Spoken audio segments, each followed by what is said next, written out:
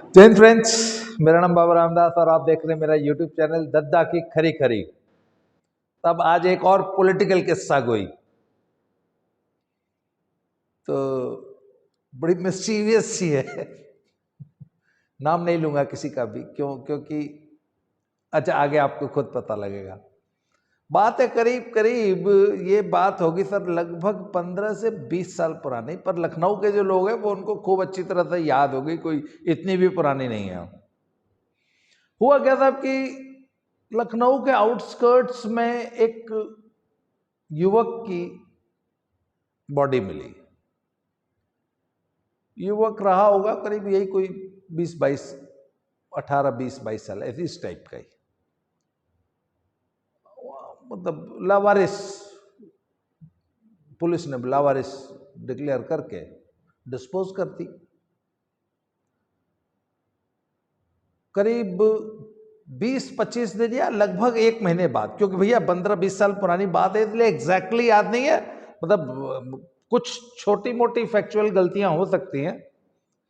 तो शायद महीने एक बाद एक और वैसी ही बॉडी मिली, again a young man, again वही अर्ली 20s का एज ग्रुप। फिर कोई सुराग नहीं मिला।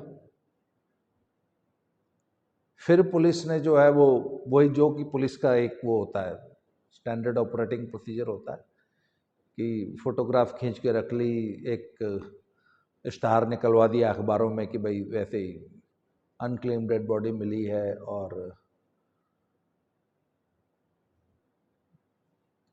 डिस्पोज कर दी पुलिस ने लावारिस बता के। करीब 15-20 दिन बाद, एक महीने बाद फिर एक वैसी ही मिली। अच्छा, मिल रही थी सब लखनऊ के बाहरी क्षेत्रों में, अखबार में छपता था, बात आई गई हो जाती थी। फिर शायद चौथी भी मिली, ऐसी 3-4 मिली थी, मुझे याद है। तो तब जब अब 4 बॉडीज मिल गई तो निश्चित रूप से थोड़ा सा बवाल मचना था। तो अब किसी ने, शायद कोर्ट ने या किसी ने स्वतः संज्ञान ले लिया, या पुलिस को स्वतः, या कोर्ट ने, मुझे यहां तक याद आता है कोर्ट ने शायद स्वतः संज्ञान लेकर एक जांच बैठा दी। पहले सीबीसीआईडी की जांच हुई जो क्राइम विभाग की होती है, और उसमें भी कुछ नहीं मिला। तो कुछ सामाजिक संगठनों ने भी बवाल मचाया, अखबारबाजी हुई। तो जब थोड़ा सा शोर मचा, हल्ला मचा, तो सीबीआई जांच हुई। अच्छा, सीबीआई जांच होने लग गई, होते होते होते होते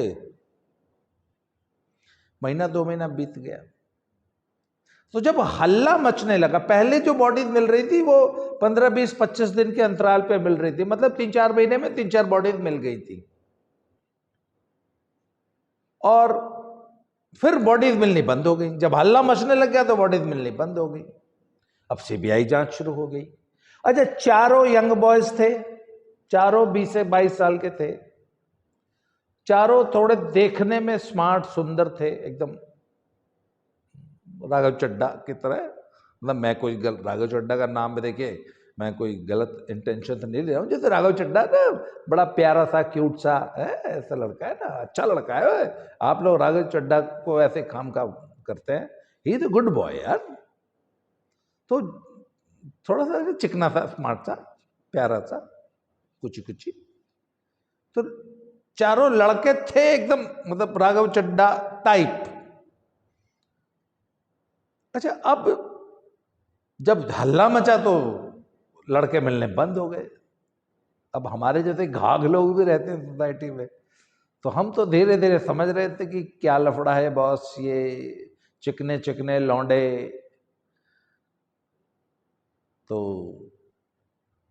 अब आप ये जान लोगे साहब, लखनऊ में और यूपी में, और लखनऊ तो वैसे भी सब नवाबों का शहर रहा है, और नवाब साहब लोग तो सब अपने इन इन शौक, इन हरकतों के कारण बड़े, मतलब ये तो नवाबी शौक है साहब।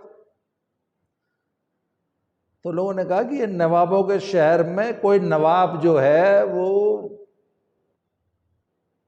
कुछ गड़बड़ कर रिया है।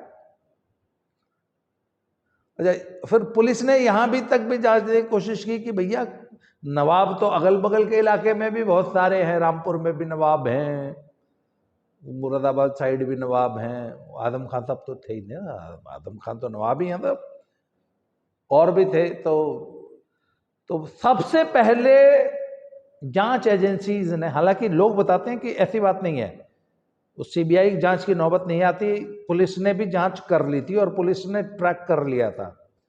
तो नवाबी शौक अब रखने वाले लोगों को पुलिस ने चिन्हित करना शुरू किया। अच्छा, दूसरी एक चीज, जो पुलिस ने जो जांच की थी उसमें जिन एरियाज में वो बॉडी डिस्पोज की गई थी या फेंकी गई थी, तो गाड़ियों से लाके बॉडीज फेंकी गई थी। और एक्सपर्ट्स ने बताया कि ये दीज को, जो भाई कच्ची जमीन पे टायर के निशान हो जाते हैं ना, तो फॉरेंसिक जांच वाले पता लगा लेते हैं कि लगभग किस गाड़ी के हो सकते हैं, क्या है पैटर्न क्या है।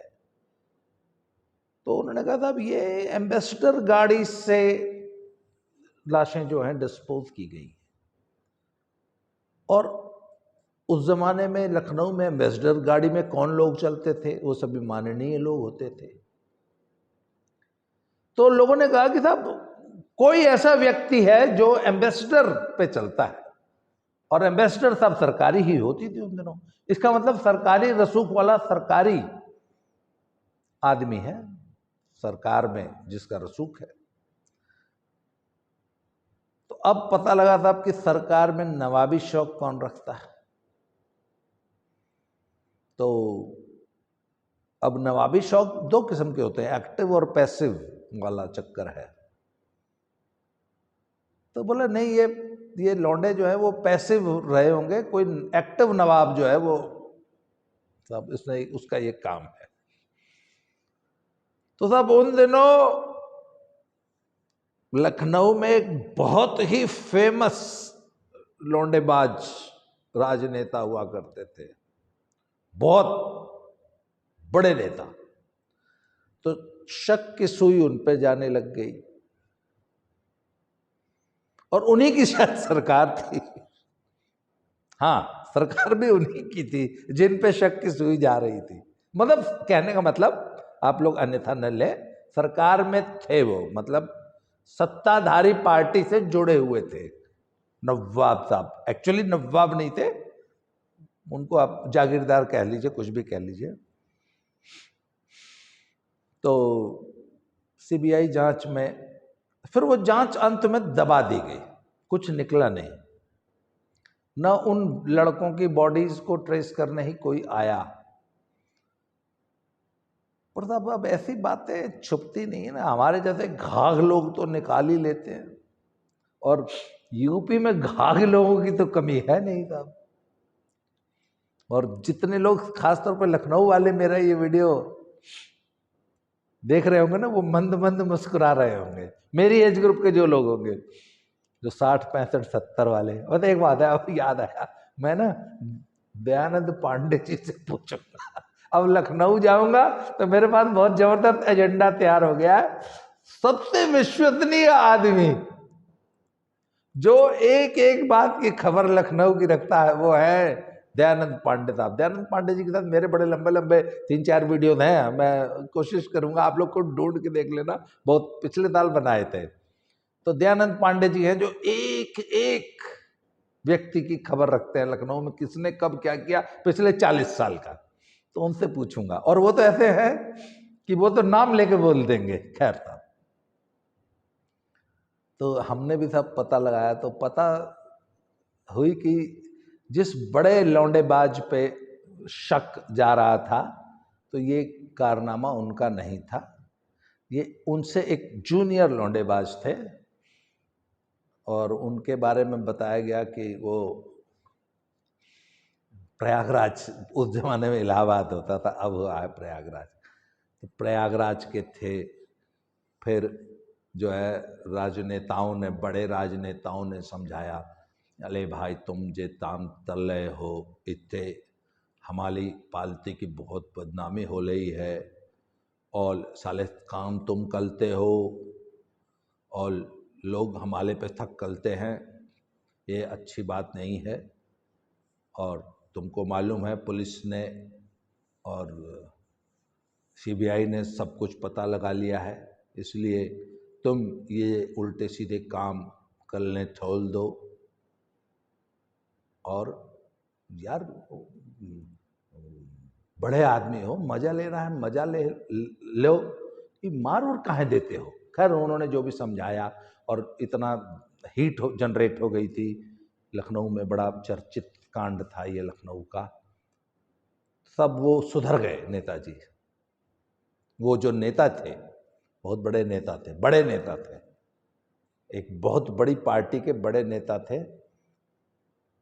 इलाहाबाद के थे। इतना हिंट दे देता हूँ, बाकी जानते तो है ही हैं लोग, सब लोग, पर यहाँ पे चुके। अच्छा, ऐसी चीज़ों को भैया प्रूफ, जब सीबीआई ने कोई प्रूफ नहीं दिया, पुलिस ने कोई प्रूफ नहीं दिया, कोर्ट नहीं कर पाई, तो हमारी क्या औकात है, हम कहाँ से प्रूफ ले आएंगे। और कल को कोई हमको जो है किसी मुकदमे में लपेट ले, तो ऐसा रिस्क हम नहीं लेंगे। हम कोई नाम नहीं लेंगे किसी नेता का, पर ये अच्छी बात नहीं है। खैर साहब, वो किस्सा वहीं ख़त्म हो गया। उन चारों लड़कों के कभी कोई बॉडीज़ क्लेम करने नहीं आया। आया होगा तो कम से कम, चूंकि सरकारें साहब सब कुछ कर लेती हैं, और इस मामले को डिस्पोज करने में अपने कला कौशल जो उनका जो था, वो लाइजनिंग करने के बड़े एक्सपर्ट थे। अब तो चूंकि वो भी नहीं रहे तो उनका भी क्या नाम लेना। बड़ी, वो भी दल्लागिरी का, मतलब राजनीति में दल्लागिरी का प्रवेश कराने वाला वही व्यक्ति था। अब चूंकि नहीं रहा तो अब उसका नाम भी नहीं लेंगे। When somebody is not there to defend himself, we should not name him. तो जानकार लोग बताते थे कि उन्होंने इस मामले को डिस्पोज करने में भी बड़ी भूमिका निभाई थी, और फिर उसके बाद वो इस प्रकार का कोई घटना नहीं हुई। पर मैं ये इसलिए बता रहा हूँ कि उन दिनों का ये बड़ा एक साल इस केस की बहुत चर्चा रही थी, और दबी जुबान में, प्राइवेट महफिलों में, प्राइवेट बैठकों में लोग आपस में चर्चा किया करते कि ये नेताजी लोग अपने कैसे कैसे शौक रखते हैं, और उन शौक को पूरा करने के लिए किस किस हद तक जाते हैं, क्या क्या कुकर्म करते हैं। वो कहते हैं ना कि सत्ता जो है ना, वो आदमी को अंधा बना देती है। मतलब वो आदमी को अंदर इतनी असीमित शक्तियां पैदा कर देती है, और वो सोचने समझने की जो शक्ति है ना आदमी की, वो चली जाती है। खैर साहब, तो ये था आज का छोटा सा एक पॉलिटिकल किस्सा। ऐसे ही सर ये मुझे याद आ गया, मैंने कहा चलो लोगों को सुना दिया जाए। नई पीढ़ी ने, अब आजकल ऐसे किस्से बहुत कम। एक अमरमणि का किस्सा तो आप सब जानते ही हैं। एक कवयित्री की हत्या में जो पति पत्नी जो है जेल खटे हैं, आजीवन कारावास हुआ था, 20 साल निकले। उनका बड़ा मजेदार पॉलिटिकल किस्सा सुनाया है आईपीएस राजेश पांडे साहब ने। उनका एक चैनल है किस्सा गोई, मैं आपको बता रहा हूँ, उसको फॉलो कीजिए। मतलब राजेश पांडे साहब ने जो, एक तो श्री प्रकाश शुक्ला का उनके करीब 20 एपिसोड है, एसटीएफ कैसे गठन हुआ और कैसे श्री प्रकाश शुक्ला का उन्मूलन हुआ, और उसमें उन्होंने उसी सीरीज में मधुमणि का कत्ल कैसे हुआ था, और उसमें अमरमणि का क्या रोल था। और अमरमणि तो फिर उसमें जेल गए, वो और उनकी पत्नी। अभी रिसेंटली शायद एक स्पेशल पेरोल पे उनको रिलीज किया गया है। तो ऐसे बहुत सारे पॉलिटिकल किस्से हैं, तब फिर सुनाएंगे। आज के लिए इस किस्से में इतना ही, कल फिर से मिलते हैं। Thank you very much.